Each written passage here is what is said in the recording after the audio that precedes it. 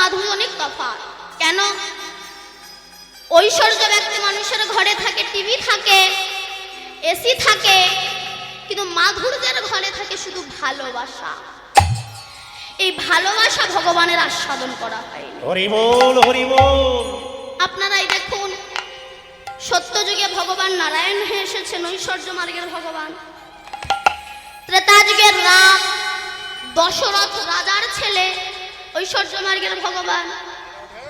দাপর যুগে কৃষ্ণ নন্দ রাজার ছেলে, ঐশ্বর্য মার্গের ভগবান। তাই তিনি ভাবলেন, আমি ঐশ্বর্য তো আস্বাদন করেছি, কিন্তু মাধুর্যটা কেমন। দেখবেন আমরা অনেক সময় দই, রসগোল্লা, সন্দেশ, মাংস, বিরিয়ানি সব খাই। এত কিছু খাওয়ার পরে মাঝে মাঝে ইচ্ছা হয় একটু ঘোটা ভাত খেয়ে দেখি না কেমন লাগে। গরিবের খাদ্য, গরিবের খাদ্যে যে কত আনন্দ, কত মজা, কত ভালোবাসা, যারা খেয়েছে তারাই তো বুঝবে। রাধে রাধে। ঐশ্বর্যের কাজ কি? বিলিয়ে না দেওয়া। আর মাধুর্যের কাজ হচ্ছে বিলিয়ে দেওয়া। আমারটা অন্য আস্বাদন করে যখন আনন্দ পাবে, সেটাই আমার আনন্দ। কিন্তু ঐশ্বর্য ব্যক্তির কাজ হচ্ছে, বড় লোকদের নিমন্ত্রণ করব, গরিবকে দেব না কিছু। 3x ব্রান্ডি, রাম, খাসির মাংস, চুল্লু এইসব খাবো, গরিবকে দেব না, একা একা খাবো। এগুলো হচ্ছে ঐশ্বর্য ব্যক্তির কাজ।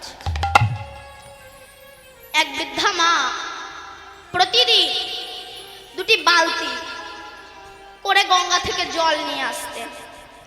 একটা বালতি পূর্ণ জলই দিত, ভালো বালতি। আর বাঁ হাতে যে বালতিটা ছিল সেটা ছিদ্র বালতি। আস্তে আস্তে অর্ধেক জলই পড়ে যেত, ধরে রাখতে পারত না।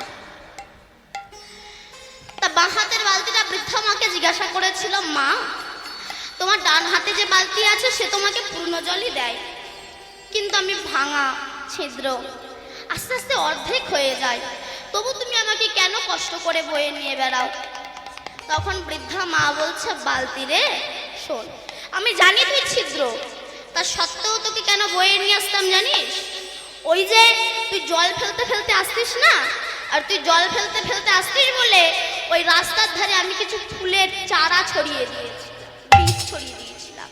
আর তুই জল ফেলতে ফেলতে আসতিস, ওই জলের স্পর্শে জো হয়েছে, চারা গাছ হয়েছে, তারপর ফুল গাছ হয়েছে। এখন দেখ প্রত্যেকটা ফুল গাছ ফুল দিচ্ছে, আর সেই ফুল নিয়ে আমি গোবিন্দের সেবায় দিচ্ছি। হরি বল, হরি বল। আজ তুই যদি ছিদ্র না হতিস, ক্ষত না হতিস, তাহলে ফুল গাছও হতো না, ফুলও হতো না, গোবিন্দের সেবাও হতো না।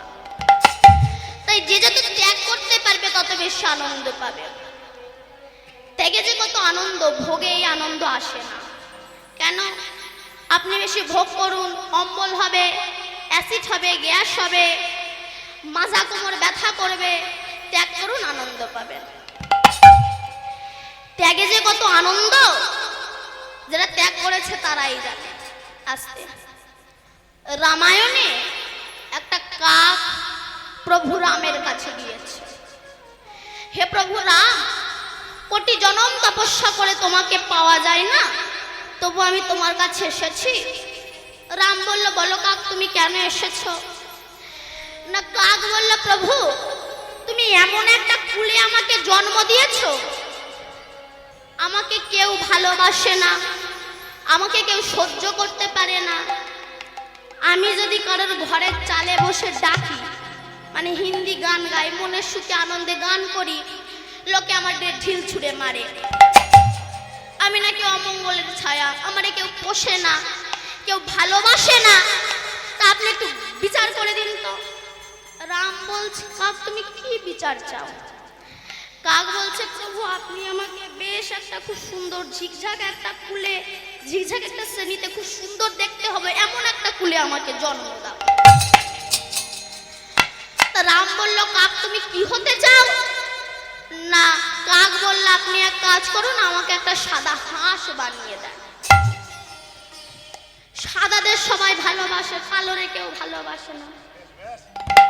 আপনার মেয়ে বলবে, কালো ছেলে আমি বিয়ে করব না, আরো যদি মাথায় টাক হয় এই যেমন, তাহলে তো আস্তে।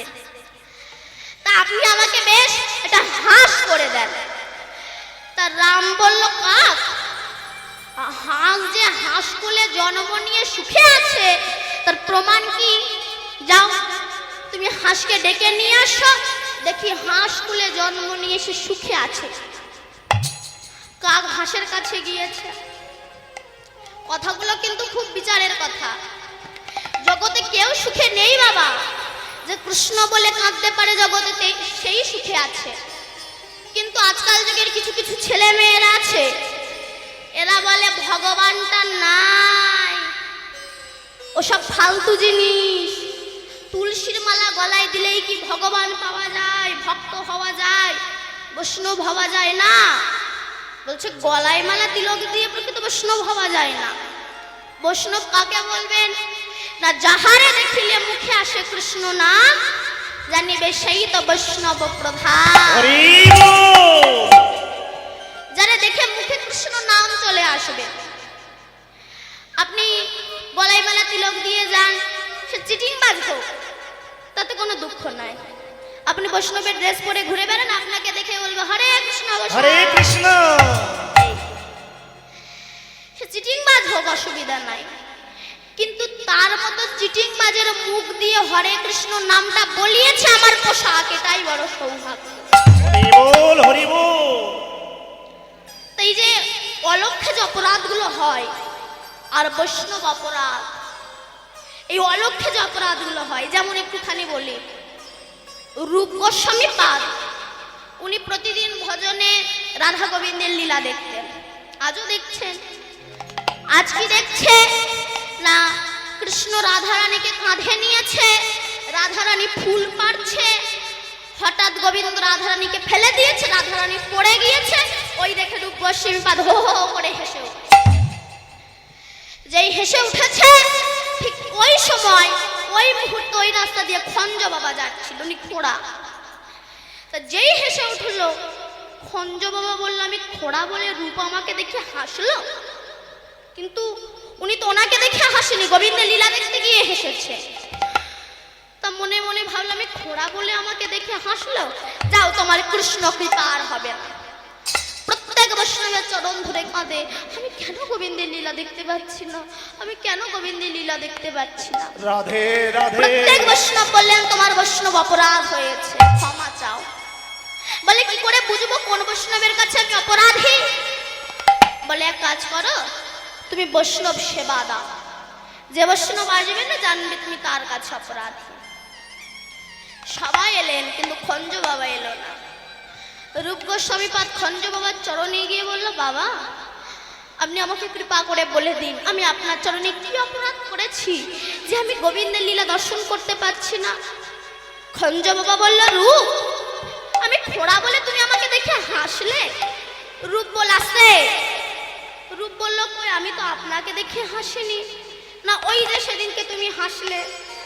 রূপ বলল, আমি তো গোবিন্দের লীলা দেখতে গিয়ে হেসেছি। খঞ্জ বাবা বলল, তাহলে আমার ভুল হয়ে গিয়েছে, যাও তোমার কৃষ্ণ কৃপা হোক। আবার গোবিন্দের লীলা দর্শন করছে। এই যে অলক্ষ্যে যে অপরাধগুলো হয়, এই যে পরীক্ষিত মহারাজ শ্রমিক ঋষির গলায় সাপ জড়িয়ে দিয়েছিল, এটা কিন্তু ভুল। যার দেহে কৃষ্ণের রক্ত আছে সে কি এত বড় ভুল করতে পারে না? এটা বহিরঙ্গে, এটা জগৎকে শিক্ষা দেওয়ার জন্য করেছে। প্রকৃত অন্তরঙ্গে কি বলতে চেয়েছে? পরীক্ষিত। পরীক্ষিতটাকে আমি আপনি পরীক্ষিত। কিসের রাজা? অহংকারের রাজা। আমাদের কিছু থাকবা না থাক, অহংকারটা কম নাই।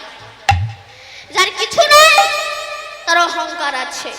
কলির মানুষের কিছু নাই কিন্তু এদের অহংকারটা আছে। অহংকারের ঠেলায় এদের কাছে লাঠি ছাড়া যাওয়াই যায় না। এরা অহংকারে মনে করে আয় আমি রয়্যাল বেঙ্গল টাইগার, আমি সুন্দরবনের বাঘ। অহংকারের রাজা। কিসের মুকুট মাথায় পড়েছি? অহংকারের মুকুট মাথায় পড়েছি। আর এই অহংকারের মুকুট মাথায় পড়ে আমাদের মাথার কাজ করছে না। ঠিক সেই সময় আমাদের ঘরেরই ছেলেরা রাস্তা দিয়ে যদি কোনো বৈষ্ণবে যায়, ওই তীরটা হচ্ছে দেহ আর অগ্রভাগ হচ্ছে মুখ, আর মরা সর্প মানে বাজে কথা ভক্ত বা বৈষ্ণবের গলায় জড়িয়ে দিই, তানারা ক্ষমা করবেন কিন্তু ভগবান তো ক্ষমা করবেন না। নিতাই অভিশাপ হরি দিলে বল 7 দিনের মধ্যে আমাদের তক্ষক দংশনে মৃত্যু হয়ে যাবে। 7 দিনের মধ্যেই কিন্তু আমাদের মৃত্যু হবে। এই যে রবি সোম মঙ্গল বুধ বৃহস্পতি শুক্র শনি, এই 7 দিনের মধ্যেই কিন্তু সকলের মৃত্যু হবে। তক্ষক দংশনে কোন সাপের কামড়ে? কৃষ্ণদাস কবিরাজ গোস্বামীপাদ বললেন, দেহের মধ্যে কাম হচ্ছে ফণি, নিরন্তর দংশন করছে, জ্বলে যাচ্ছে পরাণ, আর এই কাম সাপের কামড় খেয়ে আমরা মৃত্যুতে লীন হয়ে যাই, অপরাধ কারুর ক্ষমা করে না। নিতাই গৌর হরি বল হরি বল। তাই অলক্ষিত অপরাধগুলো হয় বাবা, এগুলো বলা যায় না। তাই মানুষ যদি নিজের বিচার করতো, বলছে নিজের বিচার করো ভাই, দেখবে পরের বিচারের আর সময় নাই। মানুষ যদি নিজের বিচার করত, তবে পরের বিচার করার আর সময় পেত না। আমি কতটুকু সৎ, আমি কতটুকু ভালো, সেটা আমি ছাড়া তো আর কেউ জানে না। আস্তে মানুষ যদি নিজের বিচার করত, আমি কতটুকু সৎ, আমি কত মানুষের সর্বনাশী করছি, আমি কত মানুষের চোখের জল ফেলাচ্ছি, আমি ফেসবুকে কার সঙ্গে প্রেম করছি, এটা আমি ছাড়া তো আর কেউ জানে না। মানুষ যদি নিজের বিচার করতো, পরের বিচার করার সময় পেত না। এই জন্য জগতে মাছি 2 রকমের আছে, একটা হচ্ছে মধুর মাছি আর একটা হচ্ছে পায়খানার মাছি। মধুর মাছির কাজ কি? যেখানে মধু আছে সেখানে যাওয়া, যেখানে হরি নাম হবে, গোবিন্দের নাম হবে, সেখানে মধুর মাছি যাবে। কিন্তু এই পায়খানার মাছির কাজ হচ্ছে খারাপ জায়গা যেগুলো, সেখানে এই পায়খানার মাছিগুলো যায়, বাজে জায়গায় এদের চোখ বেশি যায়। কিন্তু মধুর মাছি যেসব প্রকৃত হরি নাম করে, কৃষ্ণ নাম করে। তো বাবা, এই যে অনেকে বলে তিলক মালা করার দরকার নেই, এটা ভুল। আজ বড় বড় দেশ আমেরিকা, জাপান, ইন্দোনেশিয়া, আফ্রিকা, এদেশের মানুষগুলো আজ গলায় মালা তিলক দিয়ে পাগলের মতো হরিনাম করছে, আর এই পশ্চিম বাংলার পচা হিন্দু এরা হরিনাম করছে না।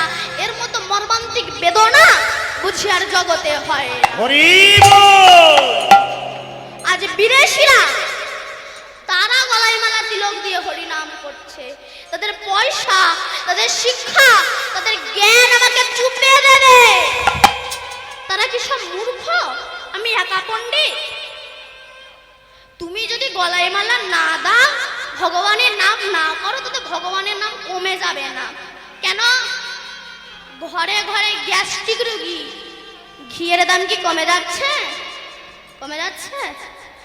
সুগারের ব্যক্তি যদি রসগোল্লা না খায়, মিষ্টির দোকান বন্ধ হবে না। কানা যদি আয়না না দেখে, আয়না কোম্পানি বন্ধ হবে না। গ্যাস্ট্রিক রোগী যদি ঘি না খায়, ঘিয়ের দাম কমবে না। সুগারের ব্যক্তি যদি রসগোল্লা না খায়, মিষ্টির দোকান বন্ধ হবে না। কানা যদি আয়না না দেখে, আয়না কোম্পানি বন্ধ হবে না। ঠিক তেমনি চরিত্রহীন যদি কৃষ্ণ নাম না করে, তবে বৈষ্ণব মালা তিলক বেশে বন্ধ হবে না। নিতাই গৌর হরি বল। বাবা, ভগবানের শত্রু হয়ে জগতে কেউ সাকসেসফুল হতে পারেনি। হিরণ্যকশিপুর, হিরণ্যাক্ষ, রাবণ, কুম্ভকর্ণ, দন্তবক্র, শিশুপাল, কংস, এরা কৃষ্ণ বিদ্বেষী ছিল, তারা সব আজ ধ্বংস হয়ে গেছে। তাই জগতে তারা সুখী যারা কৃষ্ণ বলে কাঁদতে পারে। আস্তে তো কাক হাঁসের কাছে গিয়েছে, হাঁস ভাই একটু যাবে, প্রভু রামচন্দ্র তোমাকে ডেকেছে। হাঁসকে ডেকে এনেছে। রাম বলছে, হাঁস তুমি বলো, তুমি কি হাঁস কুলে জন্ম নিয়ে তুমি সুখী আছো? হাঁস বলল, প্রভু আমার দুঃখের কথা শুনলে পাগল হয়ে যাবে কাক। কেন? আমি দেখতে সাদা, কিন্তু জলে থাকি, ডুব মেরে শামুক তুলে খাই। কিন্তু জানো, যে আমাকে পোষে, আমাকে মা ডাক শুনতে দেয় না, আমার ডিমগুলো রান্না করে খেয়ে নেয়। এরপর আমি যখন আর ডিম দিতে পারবো না, সেই সময় আমাকে কেটে রান্না করে খাবে। কথা বলবো, প্রভু আমার থেকে কাক অনেক সুখে আছে, কারণ ওর মাংস কেউ খায় না। জগতে কেউ সুখে নেই। যারা দেখতে সুন্দর তাদের ভাবছেন তারা সুখে আছে, ভুল। দেখবেন যারা দেখতে সুন্দর, এখানে যারা আছেন দেখতে সুন্দর, তারা জানেন কতটা জ্বালা। যে দেখতে সুন্দর দেখবেন সে একেবারে ক্লাস 6, 7, 8 থেকে একেবারে 12, 14, 16 সঙ্গে প্রেম করে বেড়াচ্ছে। লাস্টে হলোটা কি? এটা ছেড়ে ওটা, ওটা ছেড়ে ওটা, ওটা ছেড়ে ওটা, হলো লাভ ম্যারেজ, অশান্তির গ্যারেজ। কিছুদিন পরে শুনো তাদের ডিভোর্স হয়ে গেছে। দেখতে সুন্দর বলেই তো এটা হয়েছে। অতএব রাম বলল, কাক তুমি কি হাঁস হতে চাও? বলে না প্রভু, হাঁস হতে চাই না। তাহলে কি হতে চাও? না আপনি আমাকে টিয়া পাখি করে দেন। কি সুন্দর টিটি করে ডাকবে, টিয়া পাখি করে দেন। বললো যাও টিয়াকে ডেকে আনো, দেখি টিয়া সুখে আছে কিনা। তা কাক আর হাঁস টিয়াকে ডেকে এনেছে। টিয়া একটু যাবে? প্রভু রামচন্দ্র ডেকেছে। তা রাম বলছে, টিয়া তুমি কি সুখে আছো? টিয়া বলছে, না প্রভু আমিও সুখে নেই। কেন? আমি গাছে গাছে ঘুরে বেড়াই, পোকামাকড় ধরে খাই, যেই একটু ঘুমাই সেই সময় সাপ আমাকে ধরে খায়। সাপে না ধরলে ব্যাধে আমাকে ধরে নিয়ে যায়, খাঁচায় বন্দি করে রাখে, একজনের কাছে বিক্রি করে দেয়। সারাটা জীবন খাঁচার ভিতরে বন্দি করে দিনান্তে দুটো ভাত ছড়িয়ে দেয়। আমার স্বাধীনতাকে হরণ করে নিয়ে আমাকে একটু তোমার কাছে আসতে দেয় না, একটু কৃষ্ণ বলে কাঁদতে দেয় না, চোখের জলও ফেলতে দেয়। হরি বল, হরি বল। বড় লোকের ঘরে সুখ নেই। আপনি ভাবছেন বড় লোকের ঘরে সুখ আছে? কান পেতে দেখুন, তার ঘরের মতো অশান্তি আর দুনিয়ায় হয় না। কেন? দেখবেন টাকা বেশি হলে দেহটা পর্যন্ত আপনার শত্রু হয়ে যায়। প্রতিবেশী তো শত্রু হয়, দেহটাও পর্যন্ত আপনার শত্রু হয়ে যায়। কেন? আগে 50 টাকার ব্রাশে কাজ মিটত, টাকা যেই বেশি হলো বলে 50 টাকার ব্রাশ আর ভাল লাগে না, 500 টাকার ব্রাশ দাও। ফুটবলে আগের জিনিস আর পরবো না, আমাকে 1000 টাকার জিনিস দাও। টাকা বেশি হলে দেহটা পর্যন্ত শত্রু হয়ে যায়। মেয়ে আগে সকালবেলা পান্তা দিয়ে পান্তা ভাত খেত, কিন্তু টাকা যেই বেশি হলো বলে তা খাবো না, এখন গলদা চিংড়ির ঝোল করে দাও, গরম ভাতের সঙ্গে খাবো। টাকা বেশি হলে দেহটাও শত্রু হয়ে যায়। তা রাম বলল, কাক তুমি কি টিয়া হতে চাও? বলে না প্রভু, টিয়ার কথা শুনে আর ভালো লাগছে না। তাহলে কি হতে চাও? বলে আমাদেরকে ময়ূর করে দাও। বলে যাও গিয়ে ময়ূরকে ডেকে আনো। ব্যাস ময়ূরকে ডেকে এনেছে। তো রাম বলছে, ময়ূর তুমি কি সুখে আছো? ময়ূর বলল, না প্রভু। কেন? তুমি আমাকে দেখতে সুন্দর করেছো, আমার পাখনাগুলো দেখতে সুন্দর। আপনারা যারা বৃন্দাবনে গিয়েছে জানেন ময়ূরের পাখনা কিনতে পাওয়া যায়। আমাকে জ্যান্ত ময়ূর টান দিয়ে পাখনাগুলো তোলে, রক্ত ঝরঝর করে পড়ে। তাই বলবো প্রভু, আগামী জন্মে ময়ূর করে নয় কাকুলে জন্ম দিও, তবে ময়ূর করে আমাকে যেন জন্ম দিও। হরি বল। তাহলে কি হতে চাও? তখন 4 জনাই বলল, প্রভু কিছু হতে চাই না, আগামী জন্মে যেন মনুষ্যকুলে জন্মগ্রহণ করতে পারি, কৃষ্ণ ভক্ত ঘরে জন্মগ্রহণ করতে পারি, এটাই আমাদের শেষ চাওয়া পাওয়া। জগতে তো তারাই সুখী যারা কৃষ্ণ বলে কাঁদতে পারে, গৌর বলে কাঁদতে পারে, নিতাই বলে কাঁদতে পারে, নিতাইয়ের চরণ বক্ষে জড়িয়ে ধরে হা নিতাই তোমার বহু রাম বলে, হা গৌর তোমার হলাম বলে, নিতাই গৌর হরি বল বলে যারা চোখের জলে ভাসতে পারে, জগতে তারাই তো সুখী যে গৌর বলে কাঁদতে পারে। তাই মনুষ্য জীবনটা বৃথায় কাটিও না, একবার কৃষ্ণ বলে কাঁদো, গৌর বলে কাঁদো। তাই কৃষ্ণ বলে যে কাঁদতে পেরেছে, গৌর বলে যে কাঁদতে পেরেছে, জগতে তারাই সুখী। এই জন্য ভগবানকে ভালোবাসলে না মানুষ বাহ্যিক স্মৃতি শূন্য হয়ে যায়। কেমন একটুখানি বলি, আস্তে ছোট করে বলছি। যখন প্রহল্লাদের বাবা হিরণ্যকশিপুর অনেকবার প্রহল্লাদকে মারতে চেয়েছিল, কিন্তু মারতে পারেনি। এইবার কারাগারে বন্দি করে রেখে দিয়েছে, না খাইয়ে মারবে। 3 দিন হয়ে গেল প্রহল্লাদ কিছু খায় না। তা প্রহল্লাদের মা কয়া ধুন মা প্রান্ত একটু ক্ষীরের নাড়ু তৈরি করে প্রহরীর হাতে দিয়ে বলেছিল, জানা প্রহরী, আমার প্রহল্লাদকে একটু দিয়াই না রে, আমার প্রহল্লাদ কতদিন না খেয়ে আছে। তা যে প্রহরী আসতে প্রহল্লাদকে মানুষ করেছিল তার ভিতরেও তো কিছু মমতা আছে। সেই প্রহরী যখন আঁচলে করে লুকিয়ে নিয়ে যাচ্ছে, হঠাৎ হিরণ্যকশিপুর দেখতে পেয়েছে। আই প্রহরী, কোথায় যাচ্ছিস? মিথ্যা কথাও বলতে পারছে না। বলল, মহারাজ, এই যে মহারানী প্রহল্লাদের জন্য ক্ষীরের নাড়ু পাঠিয়ে দিয়েছে। ও দেখি, আমার কাছে দে দেখি। ওই ক্ষীরের নাড়ুতে কালকুট বিষ মাখিয়ে দিয়ে বলে, যা প্রহল্লাদকে খাইয়ে দিয়ায়। প্রহরীর দিতে ইচ্ছা নয়, আবার না দিলেও তো নয়। তাই ওই বিষ মাখানো নাড়ুটা নিয়ে গিয়ে প্রহল্লাদের কাছে গিয়েছে। প্রহল্লাদ, ওইটুকু বাচ্চা ছেলে, এই নাও, তোমার মা পাঠিয়ে দিয়েছে তোমার জন্য ক্ষীরের নাড়ু। প্রহরী যেই না বাইরে চলে গেল, প্রহল্লাদ ওই ক্ষীরের নাড়ুটা এনে সুন্দর করে সাজিয়েছে। প্রহরী ভাবছে, দেখি প্রহল্লাদ কেমন ভাবে ওর মৃত্যু হয়। ও তো ভক্তের, ও ভগবানের ভক্ত, তো ও কৃষ্ণ ব্যতিরিক কিছু জানে না, গোবিন্দ ব্যতিরিক কিছু জানে না। তো সত্যি যদি ভগবান থাকে তাহলে আজ প্রহল্লাদকে অবশ্যই রক্ষা করবে।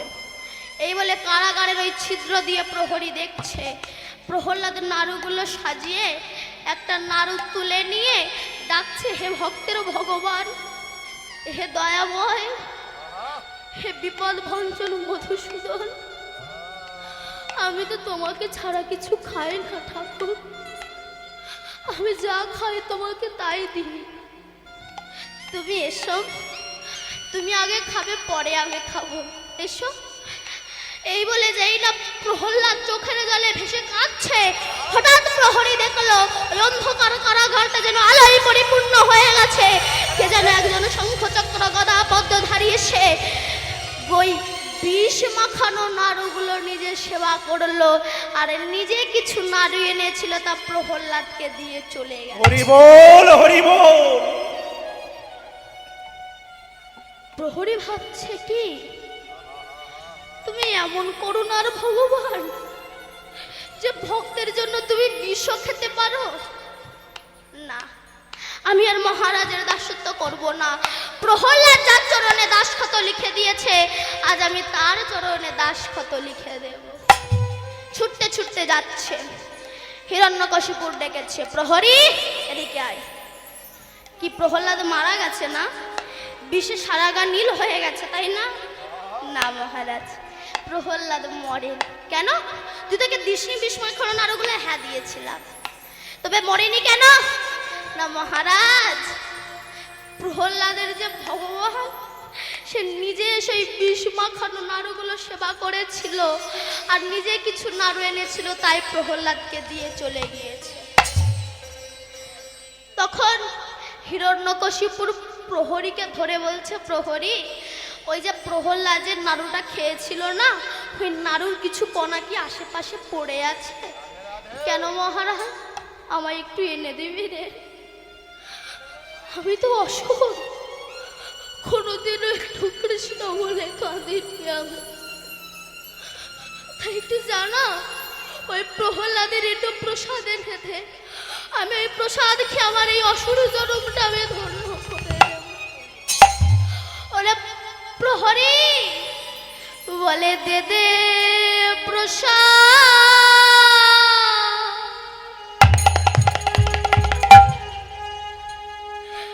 এনে দে রে,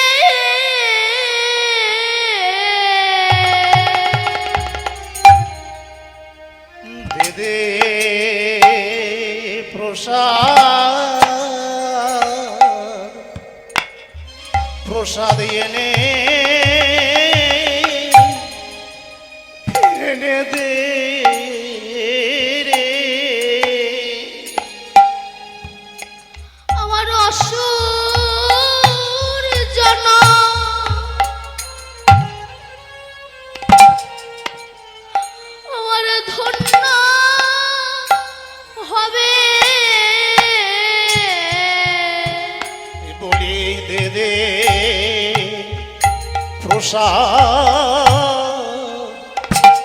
প্রসাদ এনে দে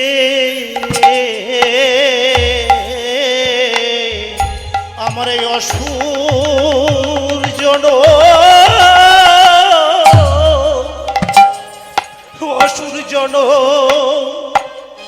ধন্য ধন্য হবে বলি দে দে প্রসাদ এনে দে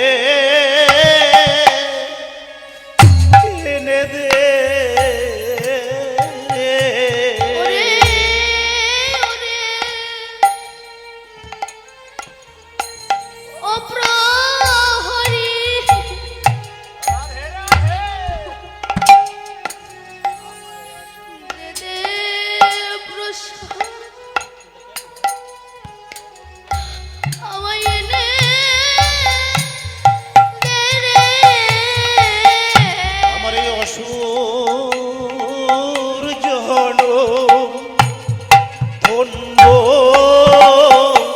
হবে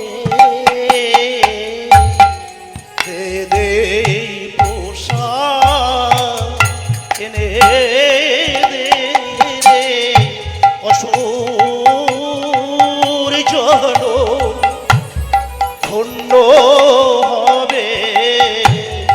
রে দে প্রসাদ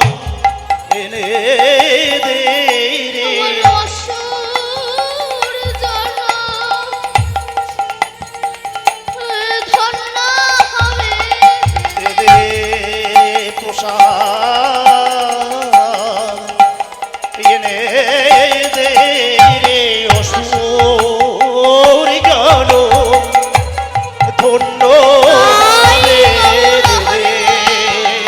প্রসাদ এনে দে রে অসুর জন ধন্য হবে দে প্রসাদ এনে দে রে অসুর জন ধন্য হবে দে প্রসাদ এনে দে রে অসুর জন ধন্য হবে দে প্রসাদ এনে দে রে হরি হরি হরি বলে অসুর জনম ধন্য হবে এবার হরি হরি হরি বলে দে প্রসাদ এনে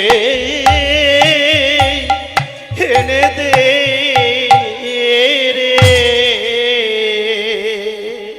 অসুর এটা সে ভুলে গিয়েছিল কেন না কৃষ্ণ করুণায় কৃষ্ণ কৃপায় ভক্তের কৃপায় ভগবানকে পেতে গেলে তো প্রথমে ভক্ত কৃপা দরকার গুরু কৃপা দরকার তারপরে তো ভগবানের কাছে যাওয়া যায় এই যে গুরু আর আপনারা হয়তো অনেকেই জানেন না আগামী 25শে আষাঢ় বৃহস্পতিবার গুরু পূর্ণিমা তাই তো এই গুরু পূর্ণিমায় যারা দীক্ষা নেননি তারা নিয়ে নেবেন যারা নিয়েছেন ভালো আর যারা নেননি অবশ্যই নিয়ে নেবেন কারণ গুরু কৃপা ছাড়া তো ভগবানের কাছে যাওয়া যায় না দেখবেন ধরো নায়ক নায়িকার মিলন করাতে গেলে একটা ঘটকের প্রয়োজন হয় তো এখন যেমন আর ঘটকের প্রয়োজন হয় না এখন মোবাইলই ঘটক হয়ে গিয়েছে এখানে বলে রাখা ভালো যে আমাদের জগতে কিন্তু 3 রকমের ঘটক আছে কি একটা হচ্ছে নায়ক নায়িকার মিলন ঘটিয়ে দেয় একটা ঘটক বহিরঙ্গের আর ভক্ত আর ভগবানের মিলন ঘটিয়ে দেয় একটা ঘটক তার নাম হচ্ছে গুরুদেব ঘটক আর একটা ঘটক হচ্ছে রাধা আর কৃষ্ণের মিলন ঘটিয়ে দেয় একজন ঘটক কে বলুন তো যোগমায়া পূর্ণমা শিবমা এই হচ্ছে 3 জন ঘটক গুরু কেন প্রয়োজন আসতে রামকৃষ্ণদেব বসে আছে এমন সময় বিবেকানন্দ রামকৃষ্ণদেবের কাছে গিয়েছে রামকৃষ্ণদেব গুরুদেব লোকে বলে গুরু না ধরলে নাকি গোবিন্দের কাছে যাওয়া যায় না সত্যি কি তাই তা রামকৃষ্ণদেব বলছে হ্যাঁ তা বিবেকানন্দ বলছে কেন রামকৃষ্ণদেব বলছে বিলে বলতো ওই যে একটা জাহাজ স্টিমার যাচ্ছে, ওটা চন্দননগরে পৌঁছাতে কতক্ষণ সময় লাগবে? বলে কেন ঘন্টা 2 লাগবে। আর ওর পেছনে যে ছোট ডিঙিটা আছে ওটা কতক্ষণ লাগবে? না ঘন্টা 10 লাগবে। এবার বলতো বিলে যদি ওই ছোট ডিঙিটা স্টিমারের সঙ্গে পেছনে বেঁধে দেওয়া হয় তাহলে কতক্ষণ লাগবে? বিবেকানন্দ বলছে ঠাকুর এই জন্য লোকে তোমাকে পাগল বলে। কেন? স্টিমার যে গতিতে যাবে ডিঙি নৌকাটাও সেই গতিতে যাবে। রামকৃষ্ণ দেব বলছে আমি পাগল নই শালা, তুই পাগল। কেন? না শোন, স্টিমারের পেছনে যেমন ওই ডিঙি নৌকাটা বেঁধে দিলে স্টিমারে যে গতিতে যাবে ছোট ডিঙিটাও সেই গতিতে যাবে, ঠিক তেমনি গুরুর দেহ হচ্ছে ভজনীয় দেহ, ভজনযোগ্য দেহ, আর শিষ্যের দেহ হচ্ছে ভজনবিহীন দেহ। তো এই ভজনবিহীন দেহ যদি ভজনযোগ্য দেহের সঙ্গে বেঁধে দেওয়া যায়, গুরুদেব যে গতিতে ভগবানের কাছে পৌঁছাবে, শিষ্য সেই গতিতেই আমার গোবিন্দের কাছে পৌঁছাবে। নিতাই গৌর হরি বল। দেখবেন ঘটক যদি ভালো হয়, তেরা মেয়ে লক্ষ্মী হয়।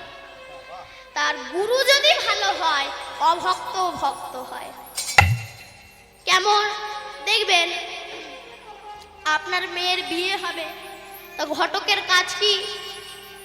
ছেলের বাবার কাছে মেয়ের ভালো কথা বলা, আর মেয়ের বাবার কাছে ছেলের ভালো কথা বলা।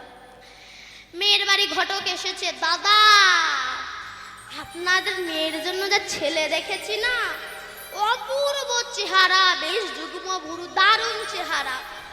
মেয়ে পাশের ঘরে বসে শোনে কবে তাকে দেখবো। এবার যখন ছেলের বাবার কাছে ভালো বললে, দাদা আপনার ছেলের জন্য যা পাত্রী দেখেছি না, পাত্রী তো নয় জানে হীরের টুকরো, দন্তা বলি যেন মুক্তা শোভিত, তোদের খঞ্জন নয়নে অঞ্জন রঞ্জিত, তাই কটাক্ষের তুলনা হয় না। ছেলে পাশের ঘরে বসে শুনে কবে তাকে দেখবো। যদি মেয়ে টেরা হয়, ছেলের লোকেরা যদি বলে মেয়ে টেরা ঠিক পছন্দ হয়নি, ঘটক বলে চুপ করো, ও টেরা না, ও লক্ষ্মী টেরা, হয় না? তা ঠিক তেমনি প্রকৃত গুরু যদি ভালো হয় না, অভক্ত ভক্ত হয়। এই জন্য তোমার যখন বিপদ আসবে তুমি গুরুদেবের কাছে ছুটে যাবে। আপনারা জানেন যে যখন ইন্দ্র অভিসম্পদ হয়ে গেল, ইন্দ্রের রাজ্য চালাবে কে? তখন নহস, ওনার মতো ধার্মিক রাজা, ওনাকে ইন্দ্রের পদ দেওয়া হলো। এবার নহস সারা ইন্দ্র রাজ্য ঘুরতে ঘুরতে ঘুরতে সেখানে অনেক সুন্দর সুন্দর রমণী ছিল, মেনকা, রম্ভা। সবচেয়ে সুন্দর রমণী হলো ইন্দ্রের স্ত্রী, যার নাম শচী। নহস শচীকে দেখে দেখে বিবাহ করতে চাইলেন। শচী বলল, ছি ছি ছি, আপনি কি বলছেন? আপনি জানেন আমার একবার বিবাহ হয়ে গিয়েছে, তারপরে আপনি আমাকে বিয়ে করতে চাইছেন? নহস বলল, দেখো ইন্দ্র তার কোনোদিনও ফিরে আসবে না, আর এখন তো আমি ইন্দ্র, আমাকে বিয়ে করতে হবে। শচী ভাবছে ওর কথা তো আমাকে মানতেই হবে, কেন ইন্দ্র পদ পেয়েছে, তো ওর কথা আমাকে মানতেই হবে। বলল ঠিক আছে, আমাকে একটুখানি সময় দাও।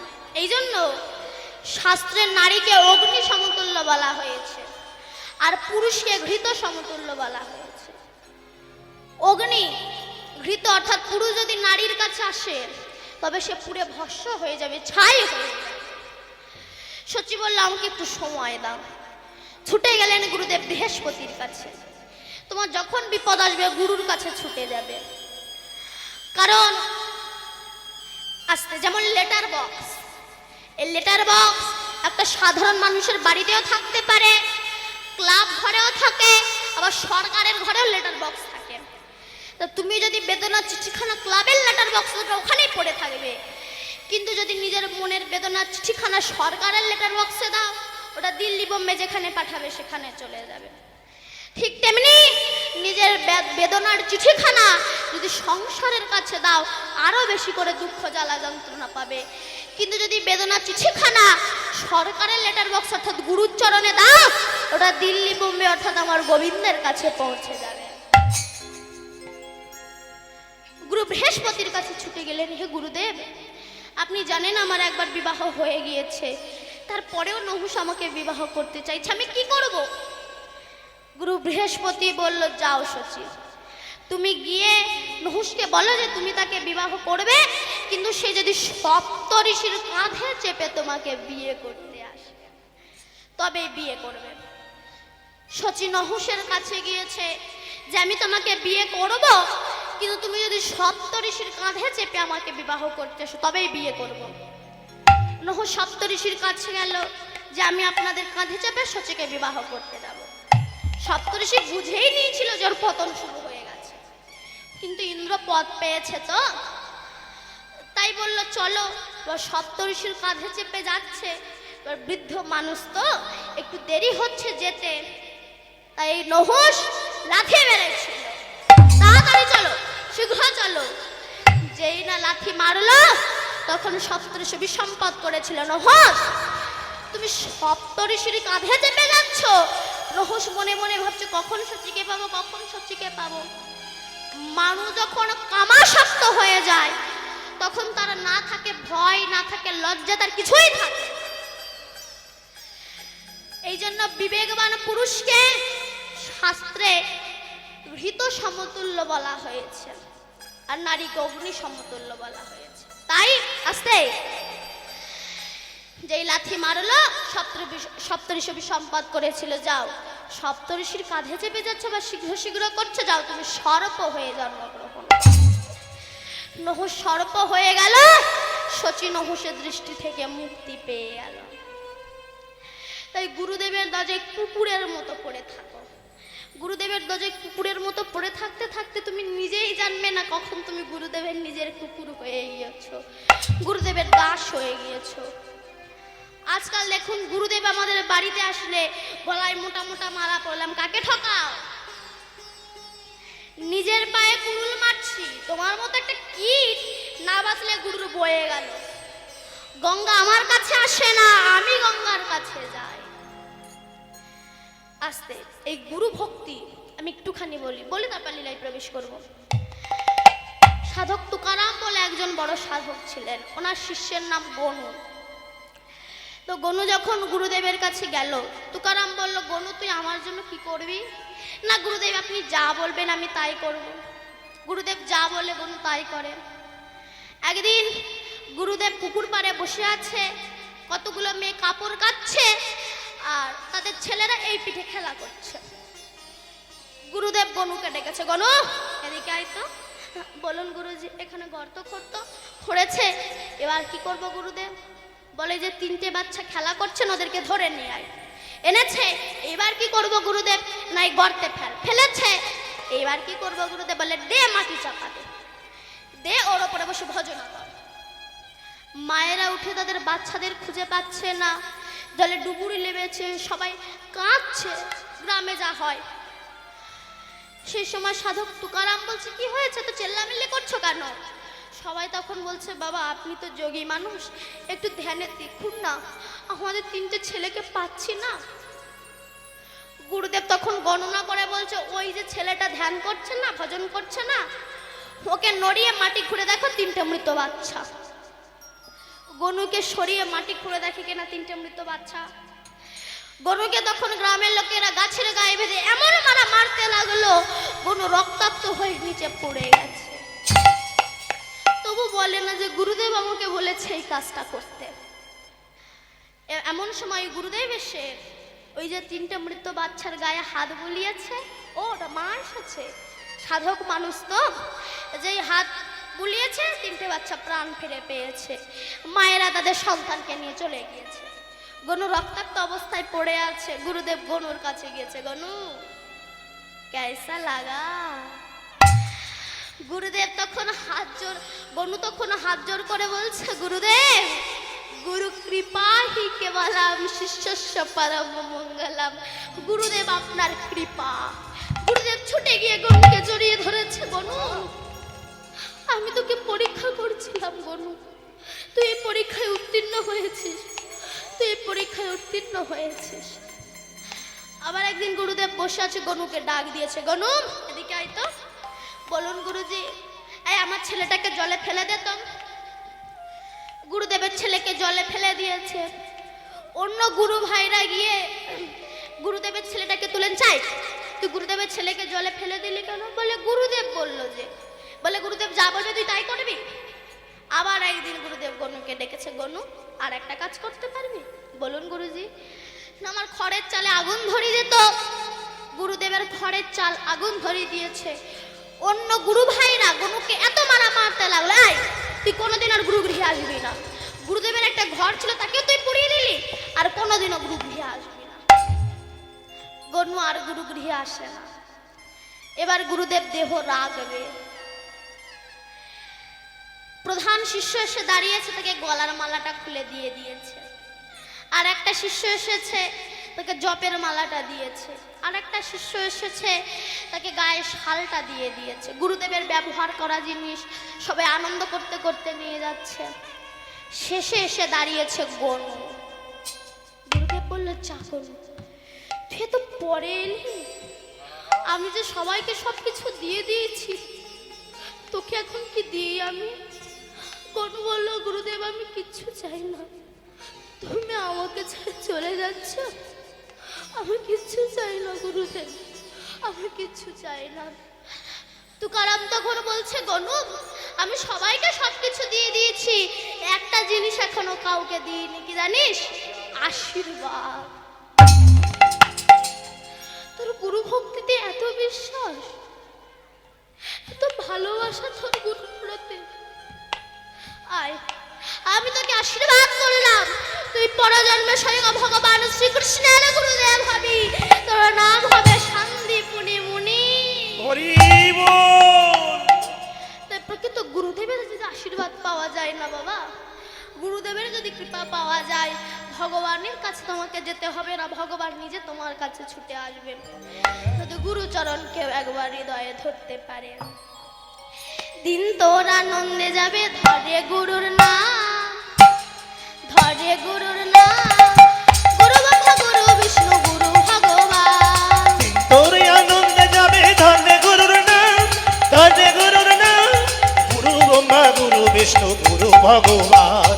দিন তোর আনন্দে যাবে, ধরে গুরুর নাম, ধরে গুরুর নাম, গুরু ব্রহ্মা গুরু বিষ্ণু গুরু ভগবান। দিন তোর আনন্দে যাবে, ধরে গুরুর নাম, ধরে গুরুর নাম, গুরু ব্রহ্মা গুরু বিষ্ণু গুরু ভগবান। গুরু মাতা গুরু পিতা গুরু ভগবান, গুরু মাতা গুরু পিতা গুরু ভগবান। আমার জগৎ গুরু শ্রীকৃষ্ণ সর্বশক্তিমান। আর জগৎ গুরু শ্রীকৃষ্ণ সর্বশক্তিমান। দিন তোর আনন্দে যাবে, ধরে গুরুর নাম, ধরে গুরুর নাম, গুরু ব্রহ্মা গুরু বিষ্ণু গুরু ভগবান। দিন তোর আনন্দে যাবে, ধরে গুরুর নাম, ধরে গুরুর নাম, গুরু ব্রহ্মা গুরু বিষ্ণু গুরু ভগবান। বলুন পরম দয়াল শ্রী গুরুদেব কি জয়। তাই আজ গৌরাঙ্গ মহাপ্রভুর ভাবটা কেমন না, প্রীতি মূরতি কে রূপ স্বরূপ ধরন। আজ মহাপ্রভু যাচ্ছে কেমন ভাবে,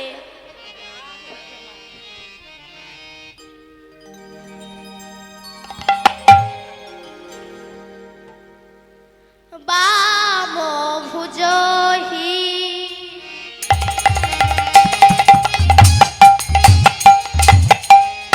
বসনে মুখ ঝাঁক,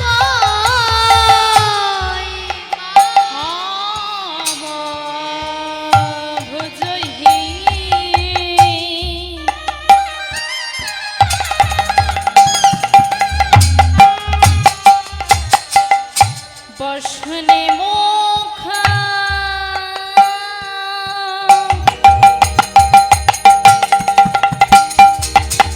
ঝাপা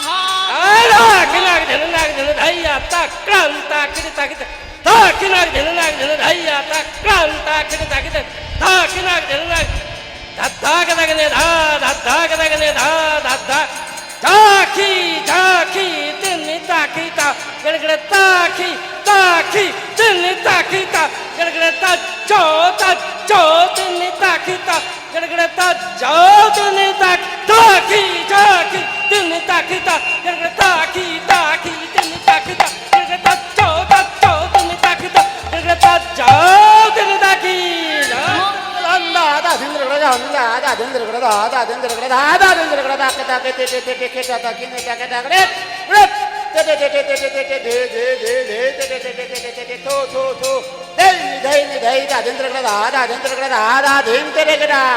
হনে কহে এইবার লীলা প্রকাশ হলায় রাধা কেটে নাগে ধেনে ধাইয়া তা কেটে নাগে ধেনে ধাই দো কেটে নাগে ধেনে ধাইয়া তা কেটে নাগে ধেনে ধাই ধো কেটা তিনি তাকিতে রে কেটা তা কেটা তিনি তাকিতে রে কেটে তাকিতে রে ঘেরে ঘেনা যা ঘের তাকিটি যাওতে রে খিটি তাকিটি যাওতে রে খিটিতে রে যাওতে রে খিটিতে রে তাক খেটা তাকি না গাত ধি তর ধাইনে দাদিন রে দাও দা ধিন রে কেটা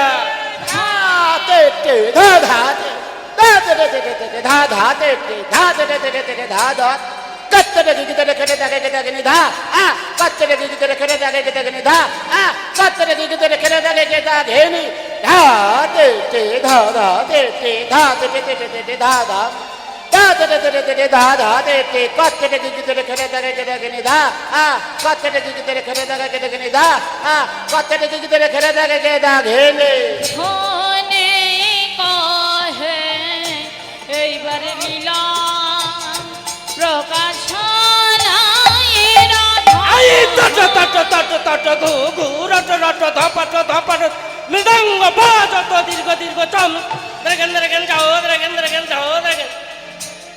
জয়ে জগন্নাথ জয় নীলাচলে বাসি শ্যাম সুন্দর মদন মোহন মুখে মৃদু হাসি ও ব্রজবাসী তোরা কৃষ্ণ নাম নে না তোরা রাধে নাম নে না ধিয়াও তটতা মনরে ধিয়াও তটতা মনরে ধিয়াও তটতা হনে কহে এইবার লীলা প্রকাশ হলায় রাধা শ্রী সচি নন্দন পতিত পাবন নিতাই বলো ভাই মনরে নিতাই বলো ভাই মনরে নিতাই বলো ধূত ধুলকিত পুলকিত যমুনা বংশীবত ধীর সমীর তটে মনরে ধীর সমীর তটে মনরে ধীর সমীর তট হনে কহে এইবার লীলা প্রকাশ হলায় রাধা মোহনে কহে এইবার লীলা প্রকাশ হলায় রাধা মোহনে কহে এইবার লীলা প্রকাশ হলায় রাধা মোহনে কহে এইবার লীলা প্রকাশ হলায় রাধা মোহনে কহে এইবার লীলা প্রকাশ হলায় জানি তাই আরে রাধম হনে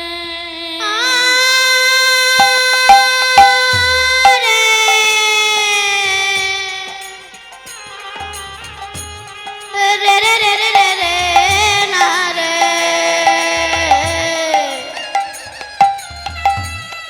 না রে না রে না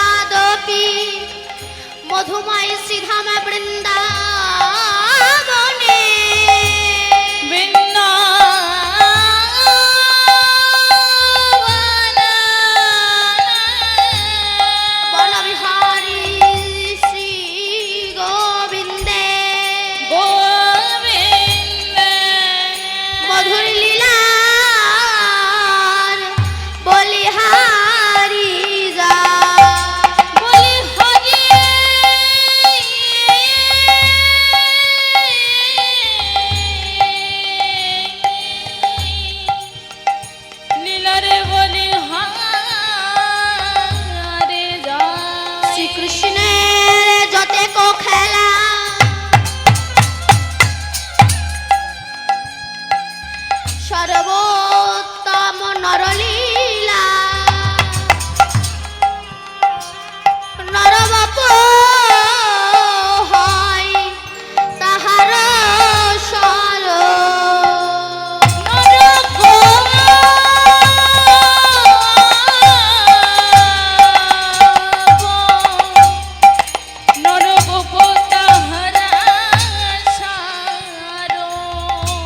গোপবেশ বেণু কর নবকীশ্বর নটবর নরলীলা হয় তাহার নর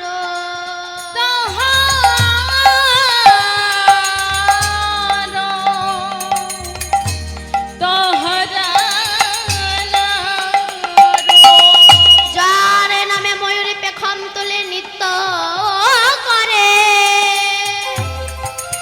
যার নামে যমুনায় উজান বয়ে যায় যার নামে কোকিল কুহু কুহু ঝঙ্কারে সুলিলিতে বৃন্দাবন মুখরিত করে যার চরণ লক্ষ্মীর জীবন যোগী মুনি ঋষি সাধক সাধিকা গন্ধর্ব কিন্নর দেব দেবী কোটি কোটি জনম সাধনা করে যে চরণ পায় না সেহার বিরিঞ্চি বাঞ্ছিত ধন ভবের আরাধ্য দেবতা পতিত পাবন ভুবন মঙ্গল যার জন্য শিব সর্বত্যাগী হয়েও যে শ্মশানবাসী যার জন্য নারদ ধ্রুব প্রহ্লাদ লালায়িত যার চরণ লক্ষ্মীর জীবন ধান সেই অনাদিরাদি গোবিন্দে লীলার বলিহারি যা গোবিন্দে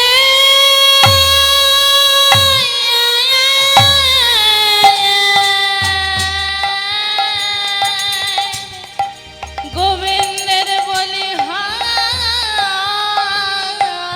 যায় এখানে সবাইয়ের চরণে আমি করি কোটি নমস্কার সবে মিলে পদরে দেহ মস্তকে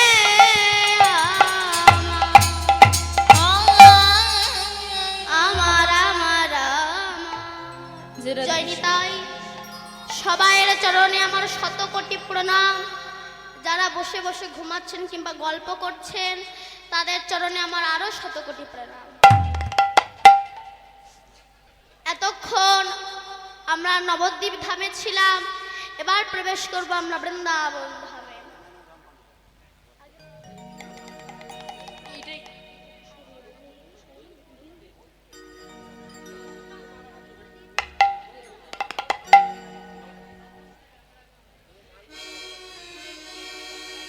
জয় নিতাই বৃন্দাবনে যাবেন তো সবাই যাবেন তো সবাই যাবেন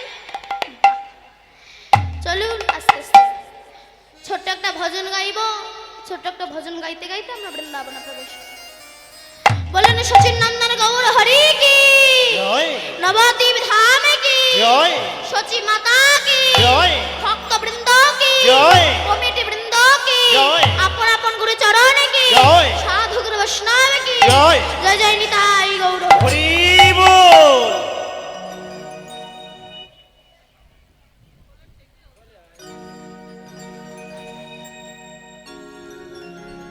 নিতাই গৌর হরি বল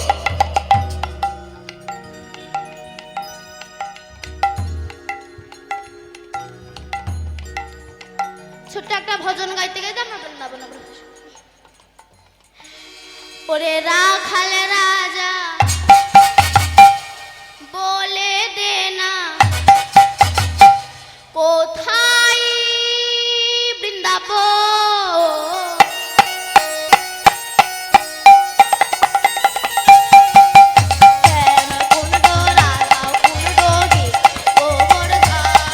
ওরে রাখাল রাজা বলে দে না কোথায়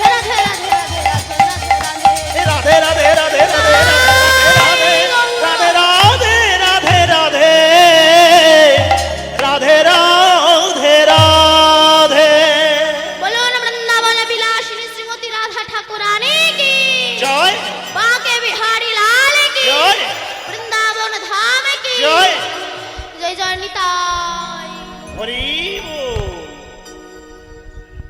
জয় নিতাই। আচ্ছা একটা কথা বলুন তো মা, আপনারা জয় বললেন না ভয় বললেন? জয় বলেছেন? আচ্ছা আরেকবার বলুন, বলে রাধা রানী কি জয়। বাঁকে বিহারী লাল কি, বৃন্দাবন ধাম কি, ভক্ত বৃন্দ কি, কমিটি বৃন্দ কি, আপন আপন গুরু চরণ কি, সাধু গুরু বৈষ্ণব কি। জয় জয় নিতাই।